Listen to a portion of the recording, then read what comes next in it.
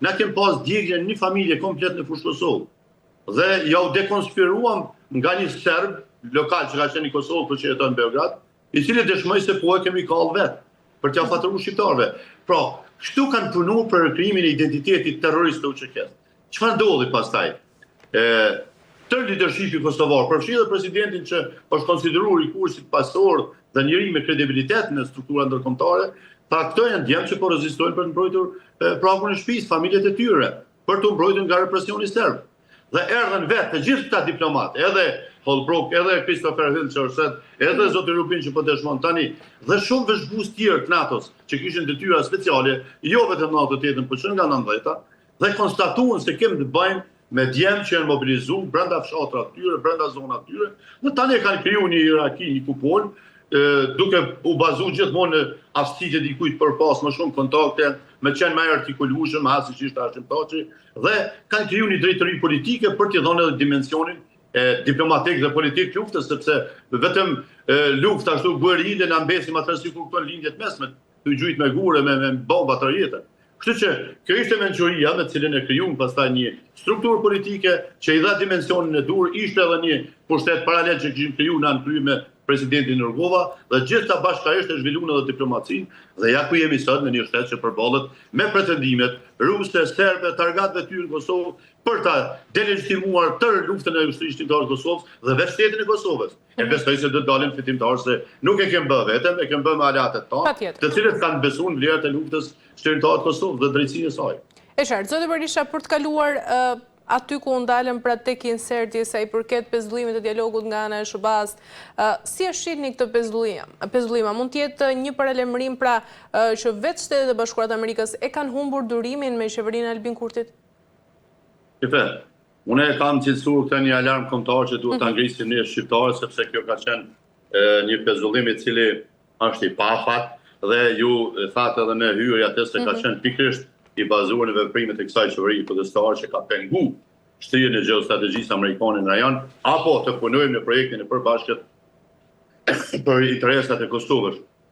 Pra prej se kanë ardhur në pushtet sjellja e tyre politike i ka minuar këto raporte që kemi ndërtuar me Shtetet e Bashkuara të Amerikës, e kjo çfarë ndodhi tani nuk është paralajmërimi i parë, nuk e di pse duhet tani është pasoja, kurse paralajmërimi ka qenë i përhershëm, i vazhdueshëm prej se këta ekzistojnë politikë, po me fokus prej ardhjes në pushtet, ju dini se me themelimin e qeverisë parë në mars 2020 u shkarkuan për 52 ditë. Dhe u dha arsyeja ishte thjesht dhe vetëm se kanë cënuar gjeostrategjinë amerikane për rajonin dhe ai që bëhet pengesë SHBA-t nuk kanë pardon, sepse ata janë si them lideri i botës dhe udhëheqin botën edhe paqen në botë edhe sigurinë në botë, jo vetëm politike, po edhe në aspektin ekonomik, dhe Amerika mbrohet në çdo cep të botës.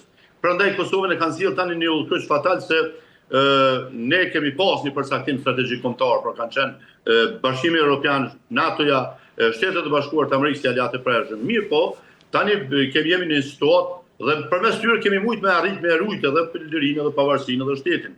Mirë po jemi në situatë kur mund të mbesim nëse ky përcaktim nuk rikonfirmohet nga shqiptarët e Kosovës, pra mund të mbesim asaj në duart e Rusisë, Serbisë, pastaj aleatëve tyre azjatik dhe mbetim një territor pa identitet politik, apo edhe një popull me një identitet në përkëmbur siç kemi qenë gjatë kohës së Robrisë.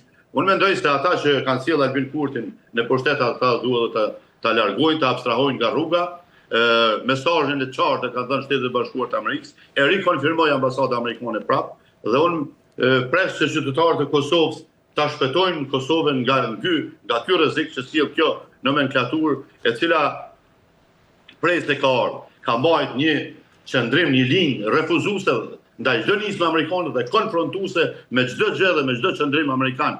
Imagjinoni e vunë në lojë deri në shkallë sa filluan ta quajnë, kështu kishin definuar. Domethënë, filloi fushata zgjedhore dhe ambasada amerikane nisi e para, kandidatja për Prishtinë e parafrazonin të ngarkuar në punë ambasadën amerikane. Këto janë lëvizje, këto janë tendenca për të fyer institucionin diplomatik apo përfaqësinë diplomatike të shtetit më të fuqishëm dhe aleat që kanë ndihmuar edhe lirin tonë, po që ndihmojnë edhe koekzistencën tonë, sepse ne dimë fort mirë se kush e garanton këtë ekzistencë Kosovë. Nuk ka kapacitet e Kosovë ende të përballet me pretendimet që ka Serbia. Unë i shoh një kontingjent politik, një strukturë që gjithmonë i kam cilësuar, bile unë kam shku në ekstrem, kam thënë më rrezik janë neokomunizmi që po pretendojnë ta me instalu në Kosovë dhe një autoritarizëm për të luajtur me shtetin, cilin s'kan asnjë investim dhe s'kan asnjë ndjesi se sa vetë rrezikun nga sulmi nga Serbia. Pra, unë mendoj se s'ka kohë që kjo lëvizje, ky grupim njerëzish politik mbetet dhe ka këtë fuqi politike në Kosovë, armishtë e Kosovës duhet të jenë qetë se kryjnë punën për ta Albin Kurti. Merrem me mend se prej se kemi ardhur dhe pikërisht janë këta që kanë shkaktu edhe shkatrimin e rendit kushtetues, ju dini situatën siç e kemi institucionet, pastaj prishja me raporte me aleatët, jo vetëm me Bashkimin Evropian, po tani edhe me Shqipërinë. Tani ka luftojnë prapë, riaktivizojnë dhe ringjallin atë frymën e anti-amerikanizmit në Kosovë, e kjo është shumë rrezikshme. Të gjitha këto nuk po bën nga Serbia, po bën nga qeveria e Kosovës, po nga Kurti. Mungesë të një mobilizimi kombëtar, edhe apo të strukturave që kanë tablin më të lartë për të mbrojtur vlerat e shtetit, sovranitetit e tjera, pa që janë edhe kategoritë e luftës, pastaj edhe vetë shoqëria civile, prapë mbeten Shtetet Bashkuara të Amerikës ato që duhet ta bëjnë parën e sigurisë së identitetit tonë kombëtar dhe shtetëror në Kosovë. Këta nuk janë, shife, kjo strukturë nuk janë vetëm një fenomen i rrezikshëm, por këta janë edhe një, si them, një problem edhe politik, si një lloj smundje shoqërore që ka përfshi Kosovën. Janë një tumor në një trup të brisht të Kosovës që po mundohen ta shkatrojnë të mos e lënë të zhvillohen. Edhe unë mendoj se trupi i shëndosh këto tumore, këto pjesë të dëmshme i largon vetë. Ai trupi i shëndosh është vetë populli Kosovës. Këta e një kategori që po prezantohen Kosovë si lëvizje radikale. Lëvizjet radikale të majta prodhojnë autokrat, prodhojnë diktator dhe Ballkani i ka të njohur. Sot në Ballkan më i shquri për këtë natyrë të radikalizmit është Vojislav Šešelji në Serbi. Domethënë, një person që është erga omnes kundër gjithëve në Serbi, qofshin ata vendor apo ndërkombëtar. Dhe një paralele me këtë është edhe Albin Kurti, vetëm dallimi e disi ku është. Ky i pari është antikomunist radikal, kurse ky hyni është neokomunist radikal.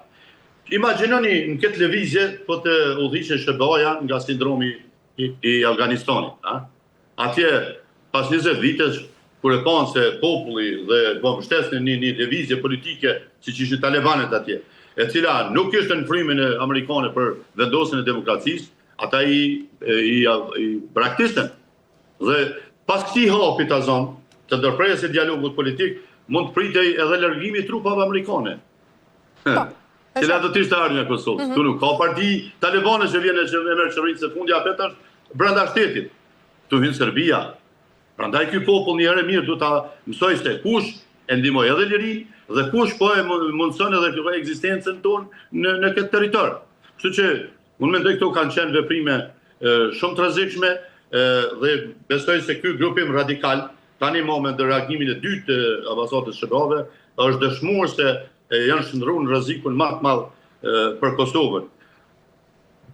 Zoti Berisha nga ana tjetër duket tashmë pra ashtu si e thatë se Kosova është disi e izoluar kjo për shkak të veprimeve të qeverisë Albin Kurtit, dhe nga ana tjetër duke pasur edhe pasojat nga ana e Shtetet Bashkuara të Amerikës. Por pyetja ime është se a mundet që edhe Bashkimi Evropian pra tashmë mbas këtyre vendimeve të SBA-s të vendos masa të ngjashme ndaj Kosovës që mund të sjellin këto edhe pasoja të tjera?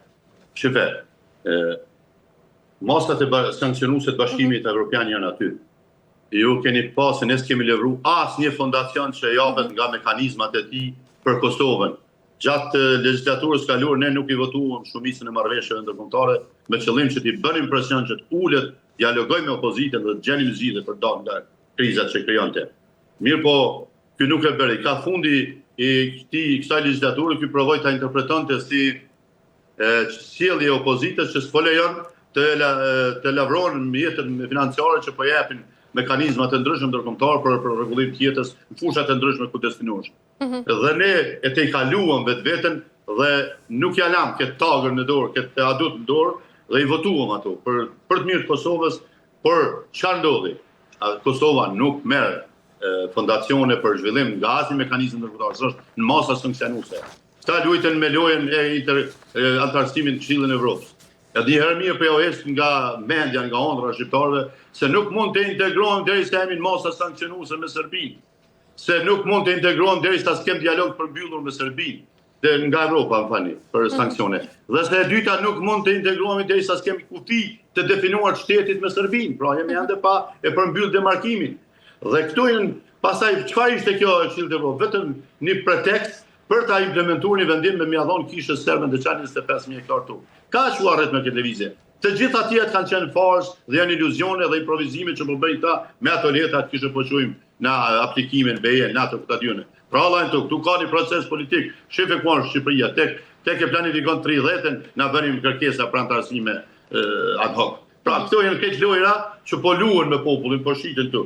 Çfarë është rëndësishme, tash tek izolimi i madh. Izolimi i madh ndodhi me ndërprerjen e dialogut strategjik. Këta munduan ta mohojnë, nuk ka pas asnjë traktat në nënshkruar të ratifikuar kurrë. Është vërtet, por dialogu ka ekzistuar sepse janë zhvilluar shumë takime, janë zhvilluar, ka qenë një mekanizëm politik i cili ka funksionuar përmes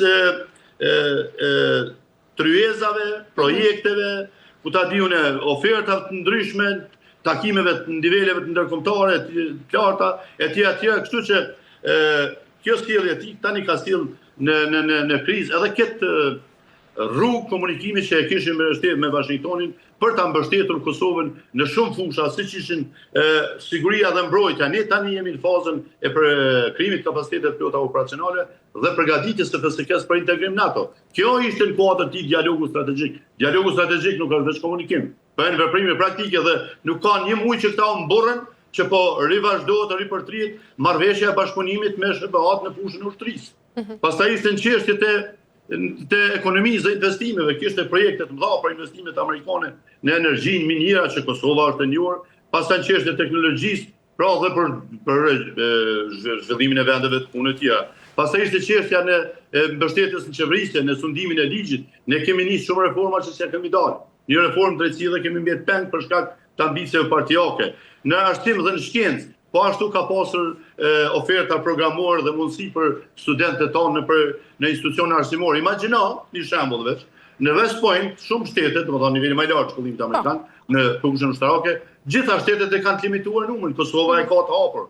Pra këto janë dëmet që i ka sjellë Kosovës edhe në politikën e jashtme, duke dëmtuar këtë kanal të institucionalizuar me Washingtonin, por edhe në ekonomi, sepse këto strategji që ishin këto iniciativa ekonomike tani veç ndërprehen, edhe në çështjet e sigurisë që lidhen me forcën dhe përgatitjen e saj për integrim NATO, por edhe në strategjitë të çafatgjatë që Kosova i ka pritur që nga agjendat prioritare të SBA-ve dhe tani në tërë këtë ndalje është ajo Serbia që përfiton teren dhe që përafrohet edhe me Washingtonin dhe Brukselin, sepse ata luajnë një lojë diplomatike krejt tjetër që ushqejnë këtë plastaritje që ka shkaktuar Kurti.